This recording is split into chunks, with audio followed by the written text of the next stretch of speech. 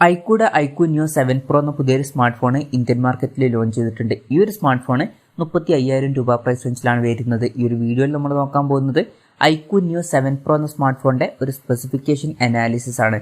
നമ്മൾ ആദ്യം എടുത്തു പറയേണ്ട ഫീച്ചേഴ്സിനെ പറ്റി പറയുകയാണെന്നുണ്ടെങ്കിൽ ഈ ഒരു ഫോണിൽ ഒരു ഇൻഡിപെൻഡന്റ് ഗെയിമിംഗ് ചിപ്പും കാര്യങ്ങളൊക്കെ വരുന്നുണ്ട്. അപ്പോൾ ഗെയിമിംഗ് പെർഫോമൻസ് ഒക്കെ ഒന്നുകൂടി ബെറ്റർ ആവേണ്ടതാണ്. ഇപ്പോൾ 60 FPS പ്ലേ ആവുന്ന പല ഗെയിംസും ഫ്രെയിം ഇന്റർപോലേഷൻ പോലുള്ള ഫീച്ചേഴ്സ് വഴി 90 Hz അല്ലെങ്കിൽ 120 Hz പ്ലേ ചെയ്യാൻ കഴിയുന്നതായിരിക്കും. അപ്പം അത് നല്ലൊരു ഫീച്ചർ തന്നെയാണ്. ഗെയിമേഴ്സിന് അത് യൂസ്ഫുൾ ആയിട്ടുള്ള ഒരു കാര്യമായിരിക്കും. പിന്നെ എടുത്തു പറയേണ്ട മറ്റൊരു കാര്യം എന്ന് പറയുന്നത് പ്രോസസ്സറാണ്. സ്നാപ്ഡ്രാഗൺ 8+ Gen 1 എന്ന പ്രോസസ്സർ ഈ ഫോണിൽ കൊടുത്തിട്ടുണ്ട്. 35,000 രൂപ പ്രൈസ് റേഞ്ചിൽ ഇപ്പം ബെസ്റ്റ് ആയിട്ടുള്ള പ്രോസസ്സർ എന്ന് പറയാൻ പറ്റിയിട്ടുള്ള ഒരു പ്രോസസ്സർ തന്നെയാണ് ഈ ഒരു പ്രോസസ്സർ. അപ്പം വളരെ മികച്ചൊരു പ്രോസസ്സർ ഇതിൽ വരുന്നുണ്ട്. പിന്നെ പറയേണ്ട മറ്റൊരു കാര്യം എന്ന് പറയുന്നത് 120 വാട്ടിന്റെ ഫാസ്റ്റ് ചാർജിംഗ് സപ്പോർട്ട് വരുന്നുണ്ട്.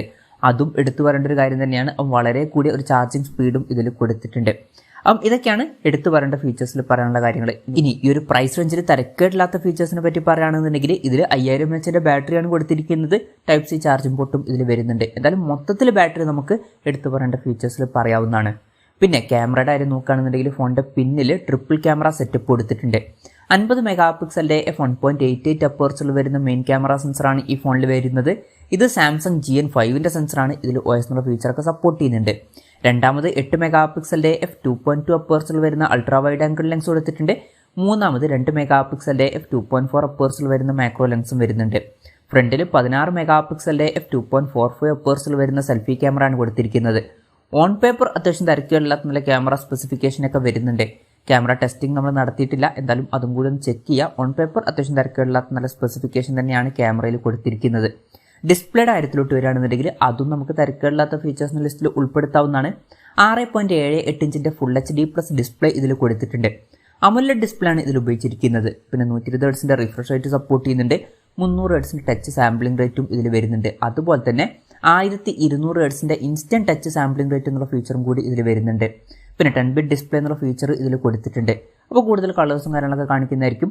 പഞ്ചോൾ ഡിസൈനാണ് ഈ ഫോണിൽ വരുന്നത്. പഞ്ചോൾ വരുന്നത് ടോപ്പ് സെൻറ്റർ ഭാഗത്തായിട്ടാണ്. ഫോണിന്റെ ഫ്രണ്ടിൽ സ്ക്വാഡ് സെൻസേഷന്റെ പ്രൊട്ടക്ഷനും കാര്യങ്ങളൊക്കെ കൊടുത്തിട്ടുണ്ട്. ഫോണിന്റെ പീക്ക് ബ്രൈറ്റ്നസ് വരുന്നത് 1300 nits ആണ്. പിന്നെ 2160 Hz PWM ഡിമ്മിങ് എന്നുള്ള ഫീച്ചർ ഇതിൽ സപ്പോർട്ട് ചെയ്യുന്നുണ്ട്. അപ്പം അത്യാവശ്യം നല്ല ഡിസ്പ്ലേ ഫീച്ചേഴ്സ് ഒക്കെ ഈ ഫോണിൽ വരുന്നുണ്ട്. ഈ ഒരു പ്രൈസ് റേഞ്ചിന് പറ്റിയിട്ടുള്ള ഡിസ്പ്ലേ ഫീച്ചേഴ്സ് ഒക്കെ തന്നെയാണ് ഈ ഫോണിൽ കൊടുത്തിരിക്കുന്നത്. In display finger print sensor ഈ ഫോണിൽ വരുന്നുണ്ട്. ഫോണിന്റെ വെയിറ്റ് വരുന്നത് ഏകദേശം 199.5 gram ആണ്. തിക്നെസ് വരുന്നത് 8.5 mm ആണ്. ഈ ഫോണിന്റെ 2 കളർ വേരിയൻസ് ഇപ്പോൾ ലോഞ്ച് ചെയ്തിട്ടുണ്ട്. ഡാർക്ക് സ്റ്റോമും അതുപോലെ തന്നെ ഫിയർലെസ് ഫ്ലെയിമും.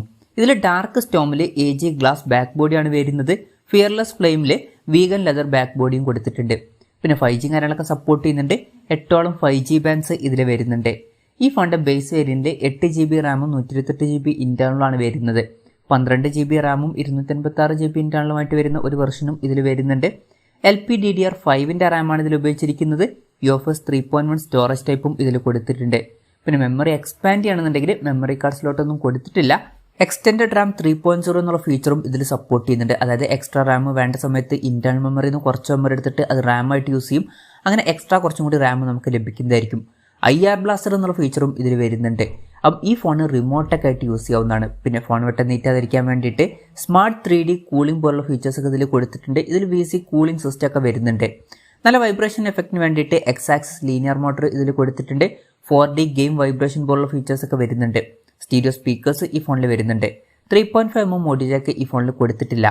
ആൻഡ്രോയിഡ് 13 ബേസ് ആയിട്ടുള്ള ഫോൺ ടച്ച് OS സോഫ്റ്റ്വെയർ ആണ് ഈ ഫോണിൽ വരുന്നത്. ഈ ഫോണിൽ 2 കൊല്ലത്തെ OS അപ്ഡേറ്റും അതുപോലെ തന്നെ 3 കൊല്ലത്തെ സെക്യൂരിറ്റി അപ്ഡേറ്റ്സും കാര്യങ്ങളൊക്കെ ലഭിക്കുന്നതായിരിക്കും. അപ്പോൾ ഇതൊക്കെയാണ് തരക്കേടില്ലാത്ത ഫീച്ചേഴ്സ് എന്ന ലിസ്റ്റിൽ പറയാനുള്ള കാര്യങ്ങൾ.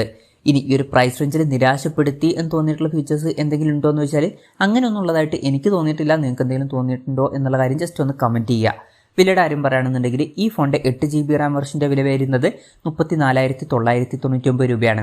12GB റാം വെർഷന്റെ വില വരുന്നത് 37,999 രൂപയാണ്. ആമസോൺ വഴിയാണ് ഈ ഫോണിന്റെ സെയിൽ നടക്കുന്നത്.